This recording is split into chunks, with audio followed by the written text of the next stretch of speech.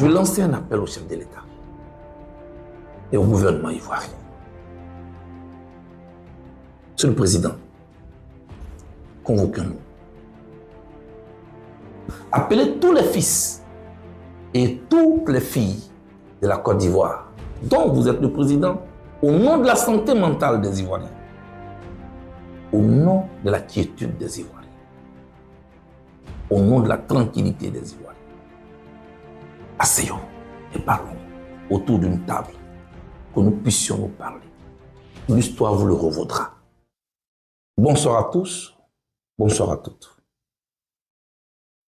Je suis Charles Blé Goudé, président du Congrès panafricain pour la justice et l'égalité des peuples, COJEP. Je me tiens devant vous relativement à la publication de la liste électorale définitive. Vous l'aurez remarqué, depuis la publication de la liste électorale définitive, je ne me suis pas exprimé officiellement. Alors, c'est vrai, le porte-parole de mon parti a donné la position du COJEP. Le premier concerné avant tout, c'est moi. C'est pourquoi j'ai décidé de prendre la parole pour donner mon sentiment et ma proposition assortie. De quoi s'agit-il? La Commission électorale indépendante, CEI, a rendu publique la liste électorale définitive le 4 juin 2025. Le constat que j'ai fait, c'est que mon nom n'y figure pas. Avant cette liste définitive, j'avais déjà entrepris des recours. D'abord devant la commission électorale elle-même, qui a jugé irrécevable ma requête. Et je suis allé une marche au-dessus devant les tribunaux de Gagnoa, puisque je suis inscrit à Djibiroua, qui dépend du département de Gagnoa. Là encore, le tribunal de Gagnoa a rejeté ma requête. Comme il fallait s'y attendre, à l'occasion de la publication de la liste électorale définitive, mon nom a été exclu, ainsi que celui d'autres figures des pros de l'opposition.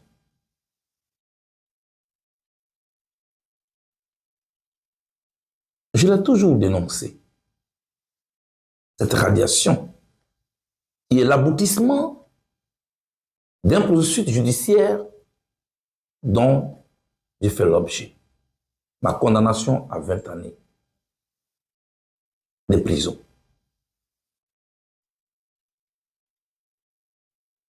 Mes chers frères, mes chères sœurs, j'ai été condamné par contumace, c'est-à-dire à mon absence. Je ne reviendrai pas sur cette question. Mon avocat a longtemps donné notre position là-dessus. Ce dont il s'agit aujourd'hui, ce n'est nullement une question personnelle. Je veux parler de notre pays, la Côte d'Ivoire. Nous sommes à 4 mois des élections. Et la tension monte. Vous le savez. Nous assistons à une escalade dans le verbe. Je suis là pour vous dire que moi, Charles Blé Goudé, je ne désespère pas de la Côte d'Ivoire. Ma radiation de la liste électorale, j'en prends acte. Mon nom est radié de la liste électorale définitive. Mais ma radiation n'est pas définitive. Pourquoi? Mais simplement parce que je crois encore profondément dans la recherche d'un règlement politique et pacifique de cette question, qui ne me concerne pas que moi seul, qui concerne la classe politique. Avec le président Laurent Gbagbo qui est radié de la liste, l'ancien Premier ministre, ancien président de l'Assemblée nationale, Guillaume Soro, qui est radié de la liste, le ministre Tidiane Thiam, président du PDCI-RDA, qui est radié de la liste, et moi-même. Je crois dans la recherche d'un règlement politique. C'est pourquoi j'appelle une fois encore, et j'insiste, à un dialogue politique.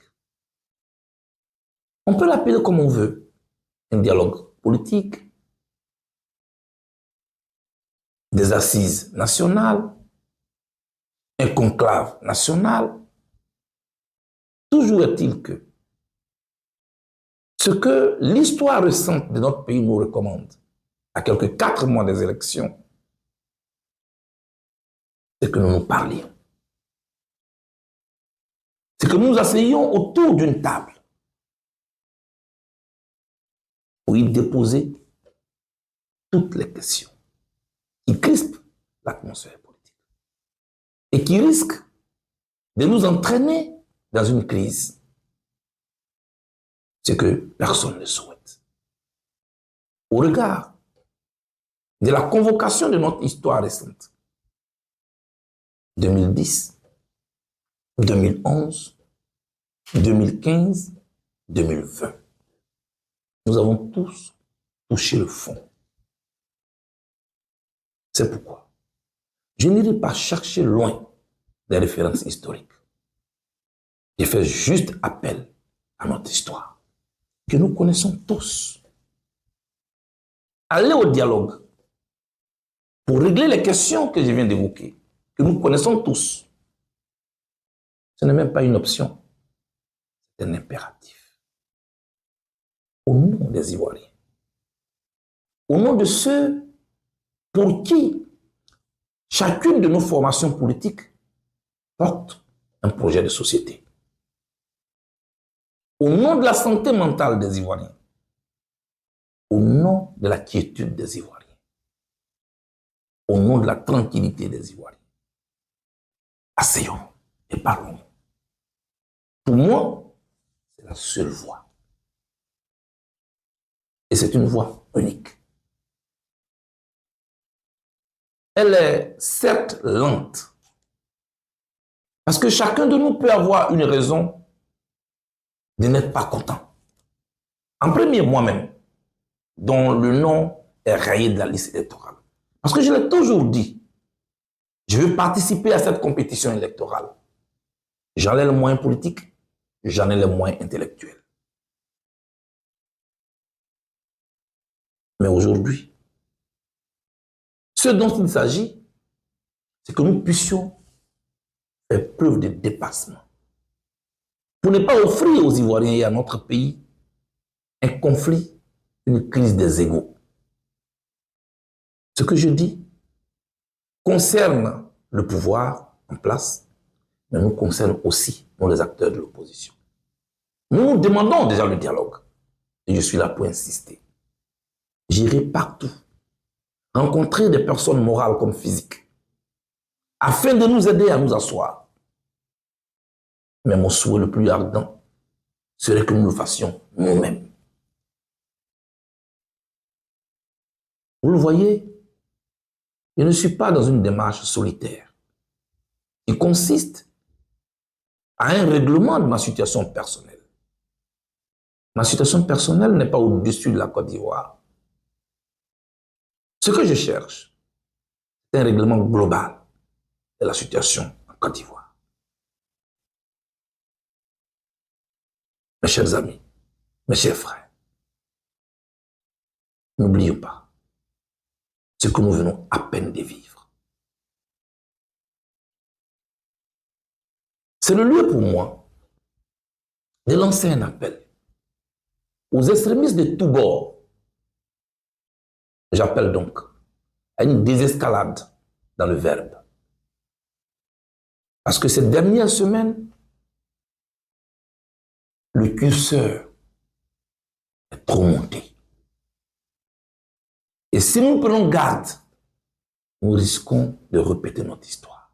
Or, moi je suis convaincu que nous sommes assez intelligents pour comprendre que les peuples qui ont embrassé le développement sont ceux-là qui ont su tirer les enseignements, tous les enseignements de leur histoire, aussi douloureuse soit-elle.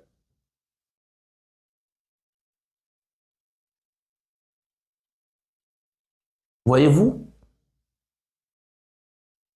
quand nous parlons de la Côte d'Ivoire, on est tous convaincus, aujourd'hui, d'appeler Houphouët-Boigny, l'ancien président de la Côte d'Ivoire, le premier, le père de la nation. Je le répète encore ici. Le président Houphouët-Boigny nous a dit le dialogue est l'arme des forts. Nous ne sommes pas faibles, nous sommes forts. Prouvons-le en nous asseyant autour d'une table pour parler. Ça va rassurer nos concitoyens, les Ivoiriens. Ça va rassurer les partenaires de la Côte d'Ivoire au niveau du développement. Parce qu'on aura construit tout, mais en un jour, la guerre détruit tout. Je reste encore convaincu que nous le pouvons. À ce sujet, je vais lancer un appel au chef de l'État et au gouvernement ivoirien.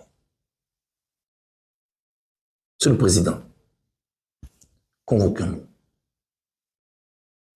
Appelez tous les fils et toutes les filles de la Côte d'Ivoire, dont vous êtes le président, autour d'une table, que nous puissions nous parler. L'histoire vous le revaudra. Ce sera à votre actif. Je rencontre les Ivoiriens. Je parle avec eux.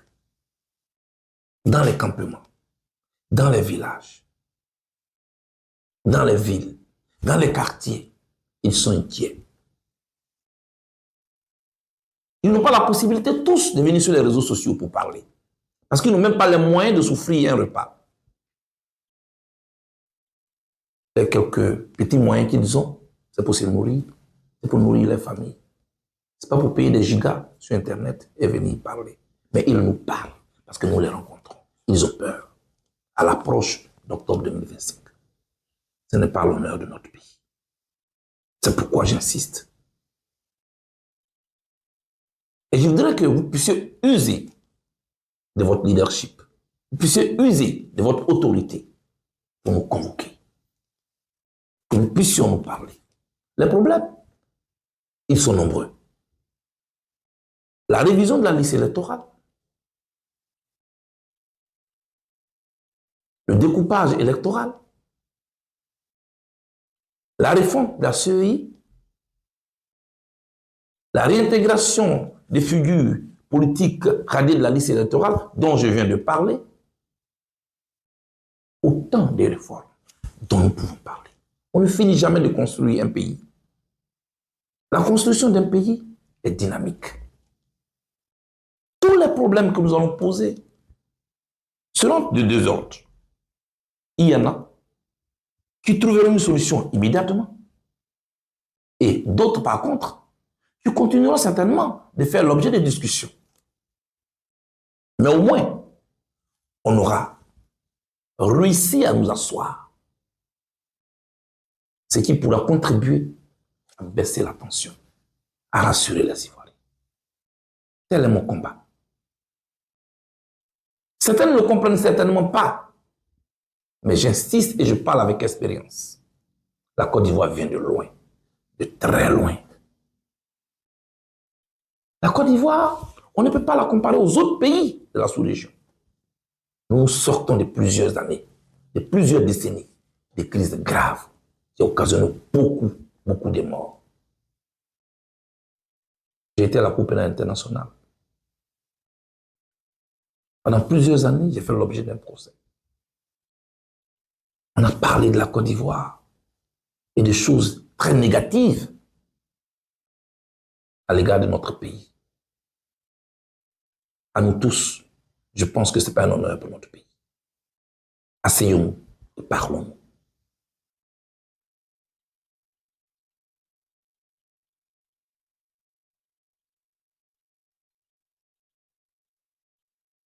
Je vous remercie. Et je compte sur votre bonne foi. Et je compte sur votre amour pour la Côte d'Ivoire et pour les Ivoiriens, qui attendent beaucoup de nous.